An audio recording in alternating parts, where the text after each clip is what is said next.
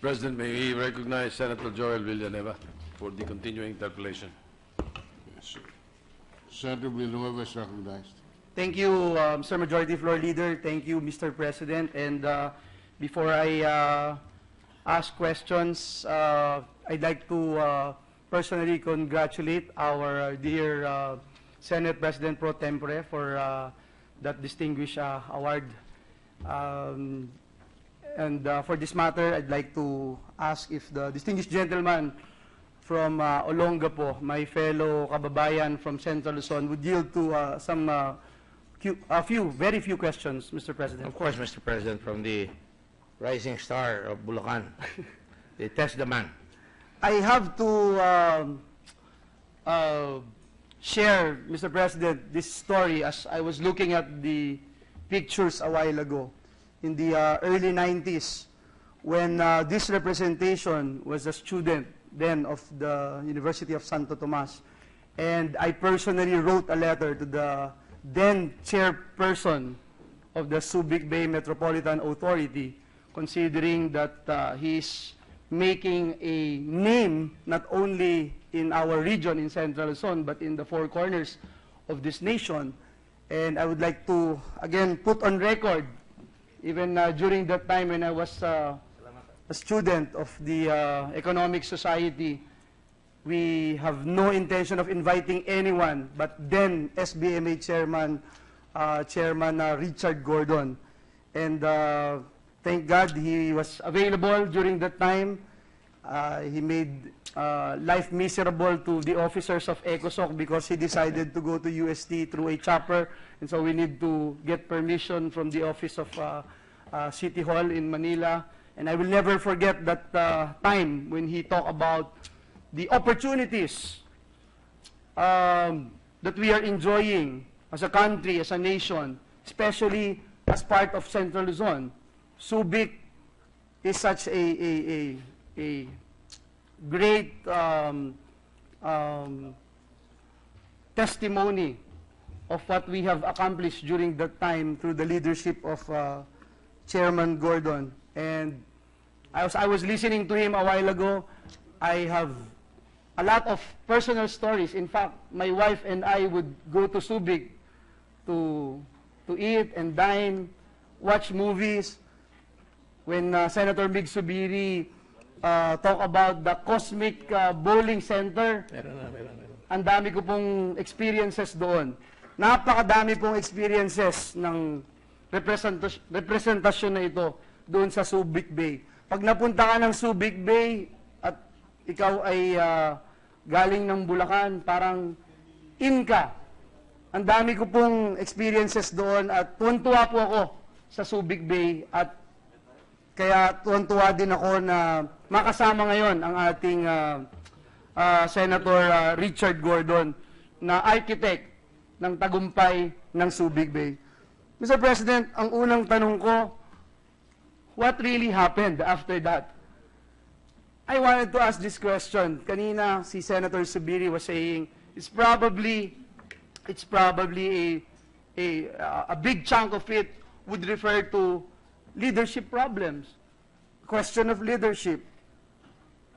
Was it about the Asian financial crisis? Was it about the Pinatubo eruption?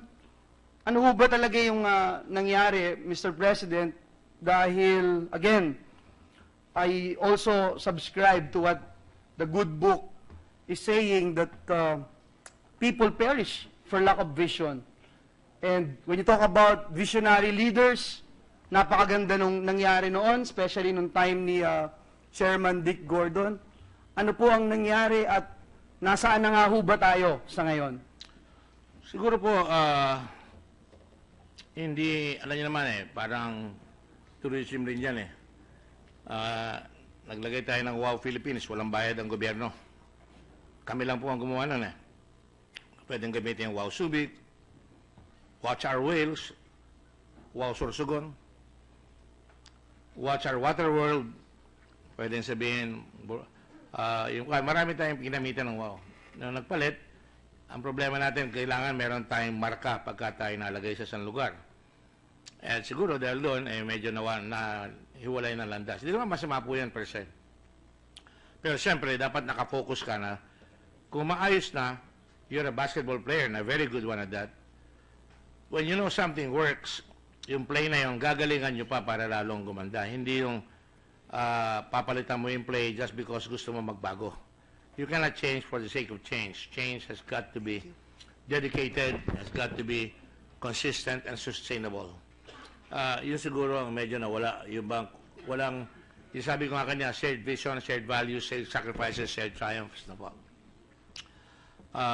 Yun ang aking nakikita. Meron po ba tayo, Mr. President, na masamang ugali na tuwing may magandang nangyayari sa isang organisasyon, sa isang sangay ng pamahalaan at mayroong papalit, and just because this particular individual na na-appoint o napunta sa isang posisyon would like to make a mark and would like to differentiate himself, considering na may magandang nangyayari, eh hindi po ito itutuloy.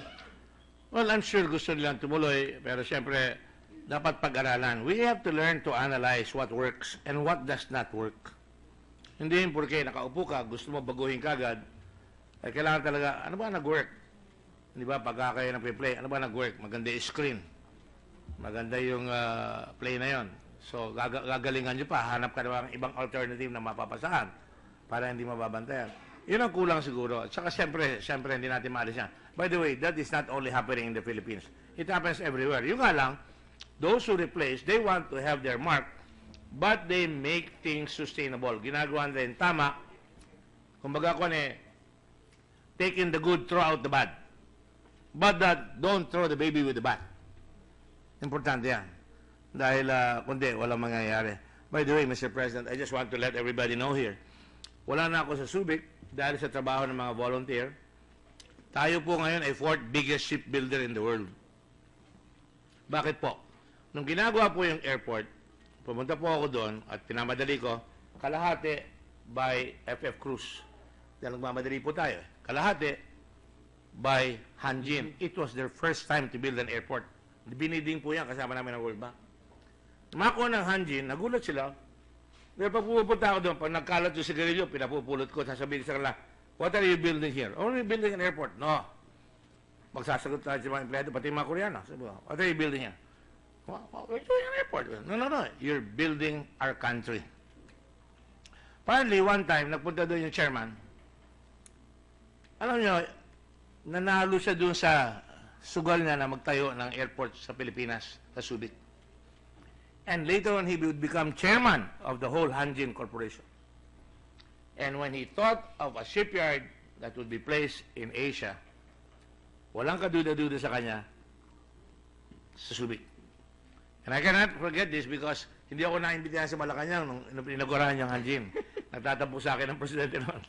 Pero alam niyo ang ginawa ng chairman na yan? Tinawag po tayo sa Manila Hotel, pa-dinner siya, at sabi niya, kaya tayo lumipat dito because of the hard work of the people under this man who made me believe in the Philippines. I can never forget that story. Thank you, Mr. President. And I have a story of my own with Subic Industries, particularly Hanjin. During my time in TESDA, I remember we were looking for 5,000 welders every single year for the shipyard in Subic. Mr. President, it's more than about, 25 years since you were the chair of SBMA. May I know what had happened, what changes took place, and perhaps we talk about industries, for instance, how many industries were there during your time, and perhaps we talk about employment. Because I remember during my stint, this representation stint as the Director General of TESDA, I didn't go to any officials of SBMA. Not that I am not invited or brief of what's going on in SBMA, but because I thought it would be a great idea for TESDA to have a memorandum of agreements and partnership with the different industries like Acer, Hanjin, and the likes. So again, I just wanted to ask Mr. President, how do you compare SBMA during your time and this time? And perhaps if you can give us a bird's eye view of how are we going to move forward in ensuring that what you have started in SBMA will not go to waste. Well, there were 5 F's in my vocabulary that I coined during my time in Subic. I was learning as I was doing it. 5 F's. Focus. Nakafocus ka, makakuha ka ng trabaho sa tao. Fast, mabilis siyang magpapasok ng negosyo, walang delay para mabilis silang papasok. Friendly, walang kurakot. Flexible, pagka hindi magawa, hindi ka talagang parang may blinders. Pwede bang ayusin. And finally, forward-looking. Ina-adjust mo. Lalagay ka ng airport, lalagay ka ng communications, like yung 5ESS switch, nung araw, sikat na sikat yan. Yung fiber optic cable, lalagay naman natin yan. May satellite communications. Lahat yun nilagay natin. So, naging kaakit-akit. Pumasok ang Acer. Later on, sabi ni kaibigan ngayon yung may-ari yung founder niyan eh. Sabi niya, we will make this the biggest Acer company. Nung nawala na tayo, hindi na Acer ngayon. Ang pangalan ngayon, Wistrom na. Imbis na gumagawa ng computer at laptops, hindi na gumagawa nun. Iwan pa sa motherboard card, hindi na ganun karami ang trabaho. You can see the factory there.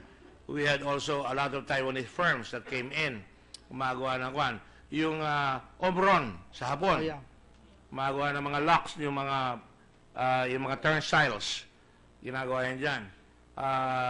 Reebok for a while, pero nawala yan because, alam mo, laking story yan ng Reebok because nalugi sila doon sa ibang kumpanya nila, nung magpipick up sila, ayaw na magbayad ng sweldo. Kinuha ko lahat yung equipment nila hanggang bayaran nila yung sweldo. Maraming experience dyan. Koreans were making fishing poles. Another Japanese company was making telephones and kung ano, maraming ginagawa. You had hotels coming in, you had a casino from Genting Highlands, and you had other companies that were putting up support for FedEx. Hitachi was building refrigerators and air conditioners. Ang dami talaga. Pero nung napasok, nagbawas na nagbawas. So, kaya, I'm sorry to say this, but sometimes I'd rather not go. I go there at most once a month because pag nakikita ko, nasasaktan lang ako eh. Kaya nga, inlabas ko na ito sa mga loob ko ngayong araw na ito para maraman nyo na we cannot go by missed opportunities. Mr. President, if I may, can we talk about employment and the importance of having a decent and kanina binabanggit nyo nga po, hindi yung endotype or hindi yung palliative solution type of employment. And I remember when I had the chance to partner with different industries in Subic Bay, and I think you mentioned a while ago, Coach Bags, Luentai, we were able to produce some 8,000 sewers for Ralph Lauren, for Muji, etc. Suits. Yes. Mr. President, may I know from the distinguished gentleman the magnitude of creation of employment when you talk about the Subic Bay Metropolitan Authority? Yes, sir. We had 200,000 jobs in and out of the facility. Remember, patay ang Olongo po. Patay yung Subic. And I remember a lot of my kababayans from Bulacan would go to Subic for work. Yes. And because nagkaroon ng hanap buhay, nagkaroon ng multiplier effect yan, lumakas ulit yung palengke, yung mga bigas sa Nueva Ecija, nabebenta ulit dyan. But more than that, kung titingnan nyo ang Taiwan, ang Korea, nagsimula yan doon sa mga Reebok. Yes. Ganon-ganon lang yan. You even brought the Reebok shoes of Shaquille O'Neal That's right. during my college days, Mr. President. That's correct. Ang laki yata, size 18 ata yun, or size 19? 20 something. Ang laki 22, nun. size 22, if I'm And not I can tell you, mistaken. Mr. President, yun ang pinafollow ko. I remember the Deputy Minister of Trade of Taiwan came over. Sabi niya, hindi namin kayo makalimutan ang Pilipinas doon, sikat na sikat. Gustong-gusto namin pumunta dyan. Yung Bank of Ano nga ba yun? Si Jeffrey Koo. May bangko dito yun. Kalimutan ko yung pangalan ngayon. Sabi niya, Mr. Chairman, sabi niya, nung papunta kami dyan, pati paa namin. Pinipingerprint. He was a golfer. Dahil natatakot tayo nung pumapasok ang mga Taiwanese at tumatakas sa People's Republic of China, pumapasok dito. And yet, sabi nung Minister of Trade, yung Deputy Minister, sabi niya, before, wala kami sapatos. Ang sapatos namin, isa. Ngayon, ang mga anak namin, namimili ng Reebok, Nike, lahat. Because yumaman na kami. Alam namin ang pakiramdam nyo. Sana umabot rin kayo sa amin. Ang sakit nun. Several times, nahiwa yung puso ko dyan. Mahathir one there, sabi niya sa akin, Chairman, sabi niya, I know how it is to be poor. We used to be poor like you. Gusto ko na sagutin eh. Because we were better than they were. Yes. And yet, lumakas sila. So, ano ang feel? Eventually, kukuha ka ng mga kumpanya na padikit-dikit sa sapatos, gagawa ng Amerikana. Araw, sinusuit ko pa yung Amerikana. You remember, I would wear the suit. I got the Reebok pair of shoes or yung telephone na ginagawa o yung mga fishing pole, lahat. Yung mga dive suit, ginagawa doon yan. Yung mga locks, yung mga kwan.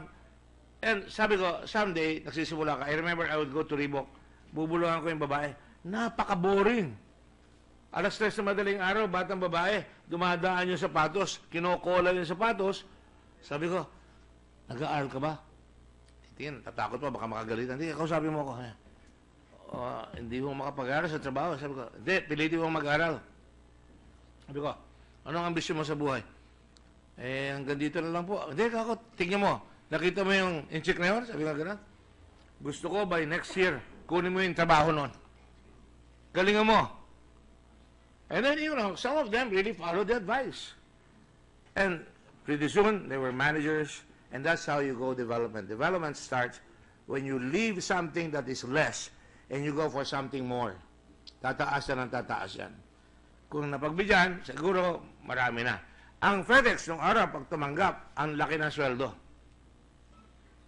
Pero 900 lang ang nakuha nila. Pero hanggang sa Maynila, meron silang operation. I remember I go to Davao, kakabit ko yung FedEx doon sa cut flowers ng Davao at saka tuna ng Davao because dinadala yung tuna overnight sa Japan. Kaya fresh tuna, dalagay sa FedEx, doon pa kay Bert Lina, doon sa Air Freight 2100, sasakay, dadali Subic, kakarga. The next afternoon, afternoon after they fly early in the morning, nandun na sa Japan. So, marami tayong dapat maintindihan. Speed is the name of the game. Ito ang do, katulad ngayon, interview ka sa radyo, mapuputol yung telepono. Bakit? Overloaded. Ba't natin pinababayaan na ganyan? Dapat lahat meron. Yung internet, masaya na tayo, naglagay na internet. No! Dapat ang internet ang susi. Yan ang mga barko, yan ang mga aeroplano ng mga mahihirap para makita nila hindi nila ma-afford by way of the internet. Yan sila nakakakuha ng knowledge. But we are not making it fast enough.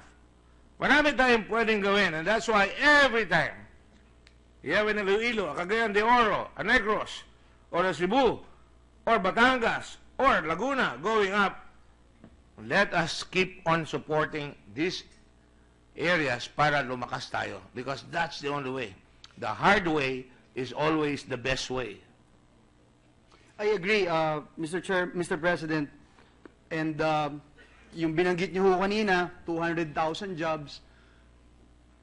Sa inyo po bang pananaw sa mga panahon na ito, meron po ba kayong ini-envision na figure na kung saan Subic is supposed to be creating this much jobs? Mr. President, I have to also commend Subic during that time, especially during your time, when you talk about jobs being created in the tourism sector.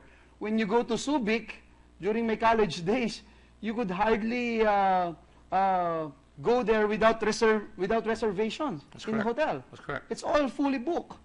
That's correct. Again, Mr. President, my take here is that it is important that we focus on creating decent jobs. It is important that we look back and see how Subic became the darling, not only of this country, but of Southeast Asia. And how can we actually go back to that position, Mr. President, if the distinguished gentleman would talk about nawawalang mga gamit sa Subic? If you look at the infrastructure projects, Mr. President, I just saw Senator Manny Pacquiao during the hearing of his committee, naslashan pa yung budget ng infra sa Region 3 ng about 3 or 4 billion pesos. So again, Mr. President, it's important, I think, that we really discuss these issues concerning job creation. And I think the gentleman, because these are very prescient and very, penetrating questions. Because kumisa nakala natin, nangyari lang dahil madali. I remember I would make slogans. I'm a cheerleader. I'm not like you. I mean, I'm not a very good player, so I always cheered for our team in the same manner that I think we should cheer for our country all the time. So I would say, Mayo Longo po, mag-ambisyon ka. Bawal ang tamad, work ethic, lalong bawal ang tanga, mag-aaral ka. Duty, dignity, determination. When I took over Subic, I said, protect and preserve to prosper. Protect Subic, let's not steal it. Protect and preserve yung forest at saka yung mga iniwan ng Amerikano. That will protecting and preserving our reputation, and we will prosper. And then sumunod doon, preparation, hard work, opportunity. Maganda ka, hindi ka kakausapin ng Hapon ng Tagalog. Mag-aaral ka mag-English. Manood ka ng English, and then think in English. Tinuturo ko yan hanggang doon. Think in English. Para hindi yung, hello, police, this is, accident there is, coming you, waiting I. Di ba? Hello, police ba ito? May aksidente dito. How are you dito na me? Punta ka rito, hintayin kita rito. Ganun eh. Hindi pwedeng ganun. So, you have to think in English. And I would remind them, read. Pagkatapos, sabihin ko sa kanila, preparation, hard work, opportunity. Magsipag ka, mag-ambisyon ka, kunin mo yung trabaho ng boss mo. And then the other thing that I want to say is this. You copy from other countries. Japan copied from other countries. Hindi marunong mag-English sa mga yan, pero they copied their army from Germany, their navy from Britain. They made Leica, Nikon. They made Ford. Yung Ford nila, naging Toyota. Nagawa lahat yan. But, ang sinasabi ko dito ito, ako nung araw, Hong Kong. Nagsimula ang Hong Kong, Opium War. Kinuha ng British yung Hong Kong. Later on, kinuha ng Freeport. Pwede lahat, kahit ano. And then, they went to Kowloon. Nagkaroon ng ferry. Kumita sila sa ferry. Balik-balik at sa Bante. Di ba? Tapos, nagpunta ngayon sa New Territories. Lumalabas na. Tapos, nagpunta sa Shenzhen, sa Macau. Nagkaroon ng airport ang Macau, Shenzhen, hanggang umabot na sa buong China. Ang plano namin sa Subic, and I want you to all to know this, is yung 143. From one highway, one railroad, you go to 4 airports, and 4 seaports and 3 airports. From Olongapo, you go to Bataan, you go to Zambales, you go to Clark or you have Pampanga, you go to Tarlac, you go to Nueva Ecija, you go to Bulacan, pakalat yan. Decongest Manila. Disperse industries. Yung ginawa na iglesia, lagyan natin. Ayala, lagyan natin. In fact, we give incentives para pumunta rin yan, para lumuwag ang Maynila. Where you work, you live. Where you work, you go to school. Hindi ka tulad ngayon, madaling araw, aalis sa ka Bulacan, at kung magkamisan, iiwanan ng anak, mag-aaral mag-isa, babalik madaling araw na napakamahal ang mamasahe. That is what you call bringing opportunity to our people. Hindi yung naghihintay lang tayong bumagsak ang manna from heaven. Hindi nangyari yan. Yan ang plano namin ng araw. But, hindi pa ako nag-give up. We never give up. We're just beginning to fight again. Thank you, Mr. President. And again, it would be interesting to note that the Bible says people perish for lack of vision. That's correct. And that's why visionary leaders are needed in our country today. For my last point, Mr. President, it was mentioned a while ago about the appointment of a certain Dino, Martin Dino, and I have this representation of nothing against him. It's just that, Mr. President, I feel that there are so many positions in government that we need to double check because not all of them would go through the Commission on Appointments. And I think one position like SBMA, Clark, AFAB, the Freeport area of Bataan, The airports, and some other positions, Mr. Cebu President. International, And- Manila International. And this is something that I wanted to raise with the distinguished gentleman from Olongapo, that there's so many positions in the government that we need to perhaps reevaluate with regard to the competencies, the requirements, because these are very important positions na hindi po pwedeng basta kung sino lang ang pwede nating ilagay dito. Merong mga momentum na tinatamasa tayo. For example, nung last privilege speech po natin, binanggit natin yung pagbaba ng unemployment rate, pagbaba ng underemployment rate, significant. Kung magpapatuloy po ang pagbibigay ng posisyon, and I'm not saying, no, dito lang sa SBMA, or I'm not even saying, or singling out yung pong binanggit na pangalan kanina. Ang sinasabi ko lang po, Mr. President, is that perhaps our institution would do something in looking into these very important positions. Because, again, I have heard enough this afternoon about missed opportunities. And opportunities are missed because some people don't care. And I don't want to be part of this group of people who doesn't care. Sapagkat, Mr. President, I believe na meron tayong great destiny as a nation at itong mga kasamahan po natin, kasama dito sa Senado, ay mayroong magagawa tungkol po dito sa usapin na ito. Thank you very much. It's very commendable that you make these observations, Mr. President. You have to define yourself. We all have to define ourselves. And you're a human being because you care for your fellow man. And you don't stop. You don't take the position. Because leadership is not position. It is action. You don't stay in place. Right now, ang sitwasyon natin is we're practically running to stay in place. Hirap na hirap tayo. Thank you, Mr. Thank you po. President. Thank you. Again, I'd like to associate this representation with the gentleman from Olongapo City, and I'd like to put on record that I will actively participate and cooperate with to the leadership of our dear colleague, Senator Dick Gordon. Thank you very much. Thank you, sir. Thank you very much.